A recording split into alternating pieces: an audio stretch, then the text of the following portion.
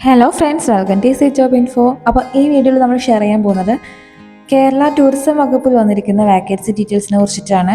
അപ്പോൾ ഡീറ്റെയിൽസിലോട്ട് കടക്കാം. ഡയറക്റ്റ് ആയിട്ടുള്ള റിക്രൂട്ട്മെൻ്റ് ആണ്. വാക്കൻസി വന്നിരിക്കുന്നത് ഇൻഫോർമേഷൻ അസിസ്റ്റൻറ്റ് ട്രെയിനീസിൽ 35+ പോസ്റ്റുകളാണ് അവൈലബിൾ ആയിട്ടുള്ളത്. സാലറി ഡീറ്റെയിൽസ് നോക്കുകയാണെങ്കിൽ 15,000 രൂപയാണ് പെർ മന്ത് ലഭിക്കുന്നത്. ഏജ് ലിമിറ്റ് വന്നിട്ട് 30 വയസ്സ് വരെയുള്ളവർക്കാണ് അപ്ലൈ ചെയ്യാൻ സാധിക്കുന്നത്. ക്വാളിഫിക്കേഷൻ നോക്കാം.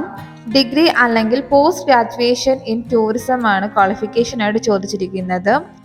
അതല്ലാതെ ഏതെങ്കിലും വിഷയത്തിൽ ഒരു ഡിഗ്രിയും കൂടാതെ post graduate diploma in tourism ചെയ്തവർക്ക് ഈ ഒരു പോസ്റ്റിലേക്ക് അപ്ലൈ ചെയ്യാൻ സാധിക്കുന്നതാണ്. കേരള ടൂറിസം വകുപ്പിന്റെ ഈ ഒരു പോസ്റ്റിലേക്ക് അപ്ലൈ ചെയ്യുന്നതിന് അപ്ലിക്കേഷൻ ഫീ നൽകേണ്ടതായിട്ടില്ല.